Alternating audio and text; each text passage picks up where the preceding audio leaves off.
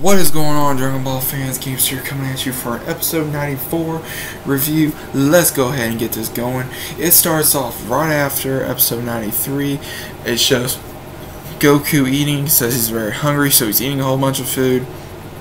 Bulma and the others say how did it go with Frieza. He said it went very well, and then Vegeta's like, are you serious? He says that guy actually agreed to be resurrected for 24 hours. He says, well, maybe you just want to change the scenery if we get a race. And Bulma's like, something's up, you're hiding something again. And then Vegeta's like, out with it, what's up with it? And he says, well, Frieza said if we win, then I made a deal with him, if we win, then I'll resurrect him with the Dragon Balls. And Krillin spits out his water. He says, are you serious? And Vegeta's like, are you kidding me? He says, you're really gonna do that? He says, what's wrong with you? Is your head on straight? And Goku's like, well, there's no problem. He says, if something happens, we'll just beat him again. And Whis like, yeah, there is no problem. He says, so he says, anyone in this universe will be able to handle it. He says, plus, he says, if the whole universe gets erased, it won't be a huge issue, will it? So then it goes to Quatilla as well as Cedra. They are having a conversation telepathically.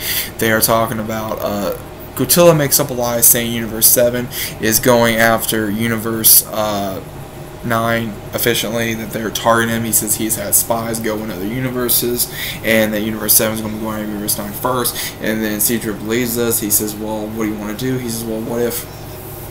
He says, Universe 7 doesn't have all their fighters ready. They're summoning a warrior named Frieza from the Unworld. He says, what if we get rid of him, and then they will be diminished for their team, and they will be disqualified and automatically erased. That way we don't have to worry about it. He says, well, what if Zeno finds this out? He says, we won't. He says, won't be directly connected to this. Don't you have pawns that you can use in your universe? That way we won't be directly connected. He says, yes. He says, we'll get that once. He says, we'll crush Universe 7. And Quatilla goes, sounds like a great deal. So then Quatilla pretty much plays Cedra because Cedra is very stupid. In my opinion, he believes anything that anyone tells him. Quatilla basically explains that he is the one that is to his Kai that it will work, that they'll crush Universe 7. Then it goes right back to Goku. He tells everyone he's going to be leaving soon. Trunks gets up and he starts looking at the board. He says, Frieza, who's this? And then Bulma has to go up to Goku. He says, have you said anything about the tournament? He says, no. Have you? She says, no. So she has to tell Trunks that all of them are going to be going to Bulla's birthday party, or to celebrate the birth of her daughter. And he says, what about Frieza? He says, isn't that a bad guy? And Vegeta has to literally lie and hold his anger and sink his pride in. And it says, Frieza, turn off and they leave. He says, why would I be so crazy to defend Frieza? Why would I defend that bastard? He just starts going out of his mind. And then Goku actually tells Trunks that he has a job for him, that he will be wanting him and Goten to look over an island that has monsters. He says, okay, awesome, I can't wait to tell Goten.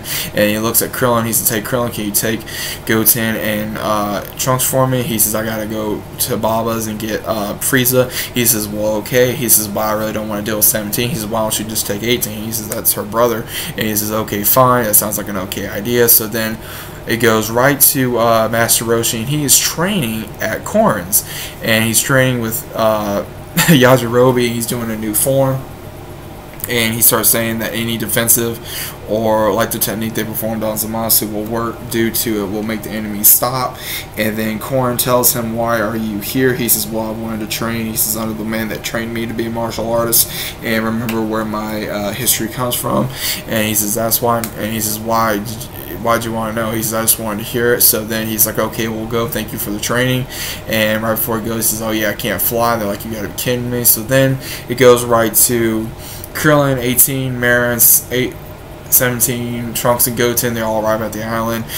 Trunks and Goten are like, hey, let's take a circle around the island. Krillin is trying very hard to make small talk with 17. He's like, hey, yeah, I hear you have a family. Maybe we all should have dinner sometime. And 17 is like, no. 18 is like, you shouldn't force a conversation with him if you don't want to. And then she's like, a long time no see. He says, indeed. And then you see Marin. She says, hey. He says, hey. And he couldn't remember his own niece's name, so he says moron instead of Marin. And she says, and 18 goes, says, her name's Marin. Say it wrong again and I'll kill you. And then Krillin gets freaked out. And he says, sorry about that. He says, little one, you've gotten big. And he says, how old are you again? She says, well, how old are you, uncle? And he goes, 17. And they all just look at one another, and it's like, wow. So next thing you know, Trunks and Goten come back from the circle of the island. They say it's a big island, we'll be able to take care of it. 17 looks at Krillin. He says, "Do you really think these two are going to be able to handle the island while I'm away?" And he says, "Well, they are the sons of Vegeta and Goku. After all, they should be able to take care of themselves." He says, "Plus, Goku told him to take it easy on the poachers if they get crazy," and they say no. 17's like, "Well, I feel bad for the poachers." So they leave in the Capsule Corp ship right before Marin says she wants to stay with Trunks and Goten so that way she can help them protect the island, and they first disagree. He says, "No, you're going to stay at Bulma's," and then 18 says, "Let her stay, she's a lot more tough than she thinks, plus I know Trunks and Goten will protect her." And then you see the poachers, they're underneath the submarine and they're talking about going after the island again. Then we go right back to Goku. He's talking to Baba. He tells her to please hurry, that way they can get Frieza. And then it goes right back to Capsule Corp. 17, 18, and Krillin arrive, and then 17 is getting out of the Capsule Corp flying machine. And you see everyone gathering to leave, and Gohan is there. He's saying that, "Okay, I know we've all had our differences through the past, but we need to come together as teamwork." And then Vegeta says, "We don't need teamwork." He says, "I'll just finish all of them on myself." So Vegeta's still being Vegeta. Piccolo goes onto the field waiting for 17. He says, "You're a lot stronger." He says, "Yeah, I hope you are too." 17 rolls up his sleeves thinking he's about ready to fight. Piccolo takes off his hat, and it looks like they're about ready to spar or fight because they do have some bad history. And Piccolo lays out his hand. He says, "Thank you for coming to help us with this issue." And then 17 shakes his hand. He says, "It's a pleasure." So Gohan smiles. He says, "Thanks, Piccolo." And it shows Master Roshi shows up on his turtle. He says, "Sorry, I'm late. Had a problem." He says, "All right, Master Roshi, we were waiting on you." He says, "You look good, Gohan." And Gohan's just standing there. He says, "All right." He says, "Almost everybody's arrived now. We just gotta wait on Dad and Frieza." So then it shows Goku training, waiting on Baba to arrive. And then as soon as that happens, he finally feels his energy, and next thing you know, all the lights of the candles go out, and next thing you know, in the building, here appears Frieza. For 24 hours, has a halo wrapped around his head. Baba has this look on her face like, "Oh, get him out of here, get him out of here, get him out of here." And next thing you know, he starts cracking his neck. He says, He says, "This is very venting." He says, "Back to the moral realm like this." And she's like, "All right, just get him out of here." And next thing you know, right when Frieza starts walking up to Goku, he's like, "All right, let's go." And next thing you know, Frieza hits Goku right in the freaking belly. And he says, "Whoops, my hand slipped."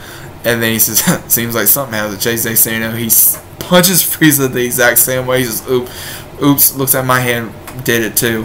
So Goku's not taking Frieza's shit. He knows Frieza's a snake. He knows to watch out for him. He knows what to expect. So he's like, "All right, this is enough with that. Let's just go." And Baba's like, "Yeah, get out of here." Next thing you know, right before they're about to leave, Goku says, "Let's go ahead and take instant transmission." And he just looks at him. He says, "Frieza, you've seen it before when we fought. Let's just go ahead and go. We'll get there quick." And right before they are about to leave, looks like Baba's assistant shows up, tells them that there are a massive amount of people out there wanting them to. Goku goes out there. There are swarms, looks like almost the army that Frieza had when he came to Earth, and there are a bunch of assassins from Universe 9, looks like.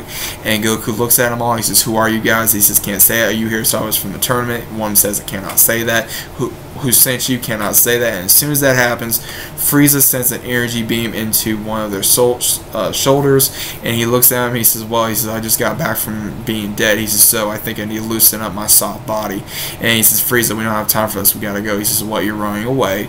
He says, "Come on." He says, "If we are that short amount of time," he says, "we can make it real runnable." He says, "Plus," he says, "I need to warm up before we go." He says, "Join me." And right when he says that, he starts turning into Golden Frieza. He is that quick to turn into Golden Frieza. Everything lights up into gold. You see the transformation.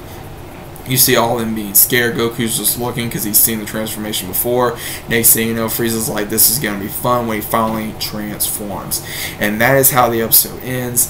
Next week, it's going to be even more crazy. I hope you guys enjoyed this episode. I know I did. If you did enjoy it, slap a like on this video, as well as subscribe to the channel if you are new. If you guys are not following me on Instagram and Twitter, you need to. All my links will be down in the description below as normal. Again, leave a like and subscribe for the video. Let me know in the comments below what your thoughts were about the episode tonight. I thought it was really cool. The dialogue was really good. I can't wait for next week's episode. I cannot wait to see what's going to happen more in the future episodes of Dragon Ball Super. What do you think is going to happen on the island.